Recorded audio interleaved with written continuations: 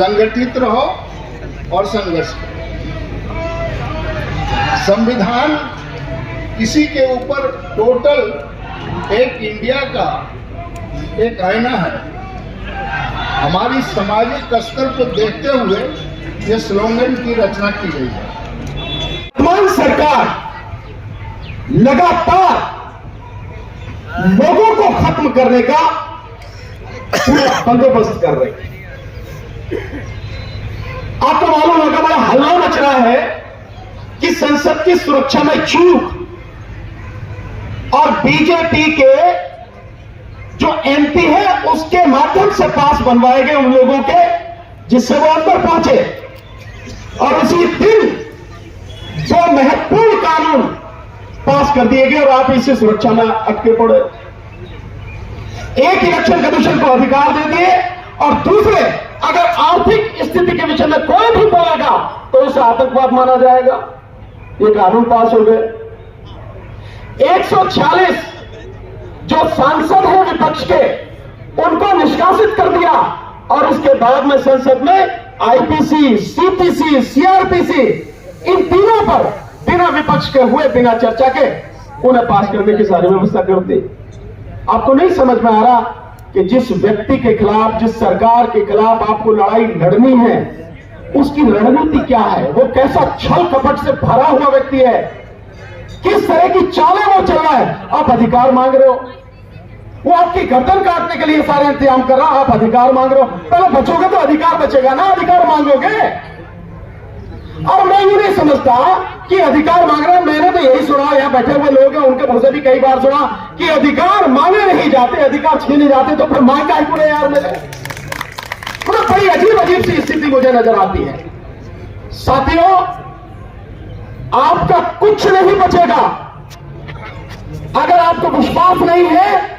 जो social media में बहुत गहनता से लोग रिसर्च कर रहे हैं और अपनी बातें आपके सामने रख रहे हैं, उनको सुनो। आप सब कुछ पूरी तरह से तबाह करने का इंतजाम कर लिया गया और ये सब कुछ कानूनी रूप से होगा, ये गैर कानूनी रूप से नहीं होगा। संविधान में, कानून में परिवर्तन करने के बाद पूरा देश पुलिस राज्य में बदल दिया जा रहा है और उसके बाद पुलिस के माध्यम से आपकी गर्दन काटी जाएगी, आप छू भी नहीं कर सकेंगे। आपको नहीं समझ में आ रहा है, मैं बार बार इस बात को कहता हूं। इस मोदी सरकार को जब तक आप पूरी तरह से अंधकार में दफन नहीं कर दोगे, पाताल की गहराइयों में दफन नहीं कर दोगे, आपको कुछ मिलने वाला नहीं है, बचने वाला नहीं है। मिलेगा तो दूसरी बात है। सरकार को सत्ता से हटाने का करो। और साथियों, वो तभी संभव है जब ईवीएम को आप हटा पाएंगे, उससे पहले संभव नहीं है। मेरा एक ही सवाल है। अभी माननीय राजन पाल गौतम जी ने कहा कि जो पर्ची है वो पर्ची आप हमें 2 बैलेट पेपर में डालेंगे, फिर उसकी गिनती होगी। मैं आप सबसे पूछता हूं, ऐसे सारे पढ़े लिखे बैठे हैं, मैं सुप्रीम कोर्ट के जजों से भी पूछता हूं, मेरी वीडियो देखी होगी, हाई कोर्ट के जजों से पूछता हूं, या जज साहब बैठे हैं इनसे पूछता हूं, आईएएस आईपीएस ऑफिसर से बैठता हूं।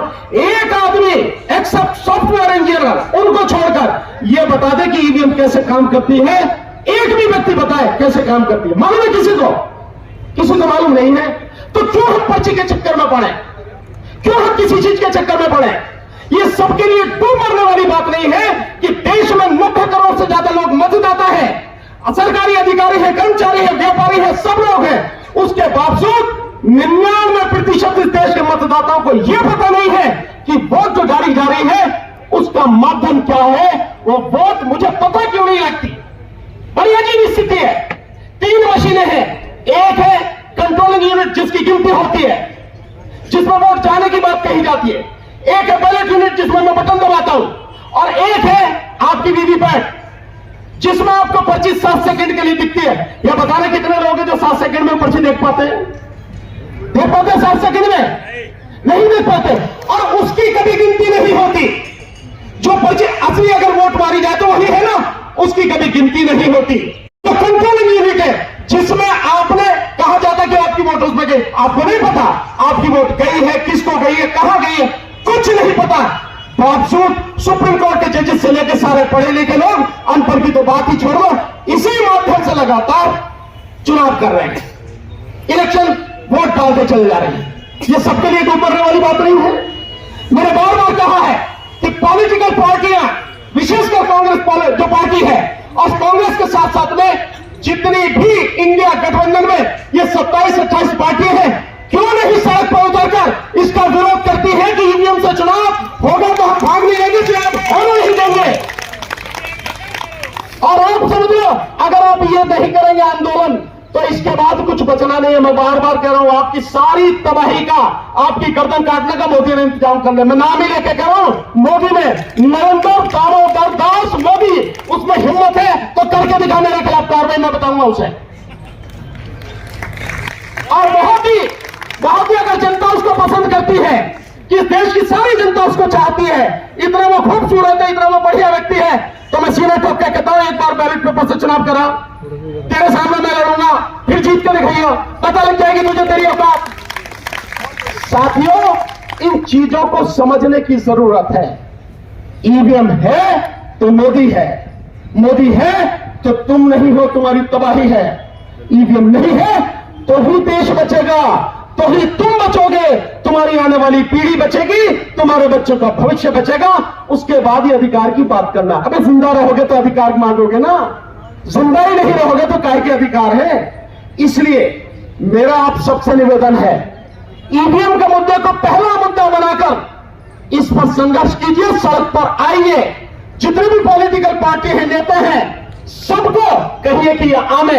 हालांकि इनसे कहने का कोई फायदा नहीं है, क्योंकि इन सभी नेताओं के रहते हुए आपके तमाम अधिकार कानूनी रूप से इसी संसद में, विधानसभाओं में खत्म कर दिए गए, और ये मुर्दे जरा भी कुछ नहीं कर पाए। सारे के सारे, चाहे 131 को हो या बाकी और जितने भी जो कहना है कह लो, लेकिन इनके रहते हुए सब कुछ हो गया।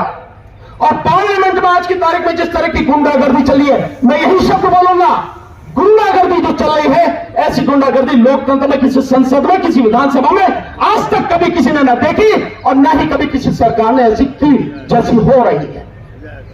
इससे बचने का रास्ता केवल और केवल सड़क। देश की अदालतें, हम भी अदालत में रहते हैं, देश की अदालतें मैं बिल्कुल खुलेआम कह सकता हूं, अब इस काबिल नहीं रही कि लोगों को बचा सके, देश के संविधान की रक्षा कर सके, आपको आपका अधिकार दिला सके। और जब अभी जैसे आप कह के गए कि जून 18 में जब 4 जजेस बाहर निकल कर आए, तो उन्होंने भी तो पब्लिक से कहा था कि लोकतंत्र खतरे में, तो तब भी नहीं समझे। साथियों, जो स्थिति है, केवल और केवल देश की जनता सड़क पर आएगी तो ही देश बचेगा, अन्यथा कुछ बचना नहीं है। मैं एक सूचना आपको देता हूं, शायद आप लोग साथ दे पाए हमारा। 6 जनवरी को इसी जंतर मंतर पर ईवीएम को हटाने के लिए हमने कॉल दी है, देश भर से लोग आ रहे हैं, इस बार बहुत अच्छा रेस्पॉन्स है। मैं आप सबसे निवेदन करूंगा, एक एक व्यक्ति जो यहां बैठा है और जो नेता है, सारे के सारे, मेरा अभी साथ आपको निमंत्रण है, सारे के सारे 6 जनवरी को यहां आए। साथ ही मेरी बेटी की शादी नहीं है, मेरे बेटे का भी यहां नहीं है, जनता की लड़ाई है, हम सबकी लड़ाई है।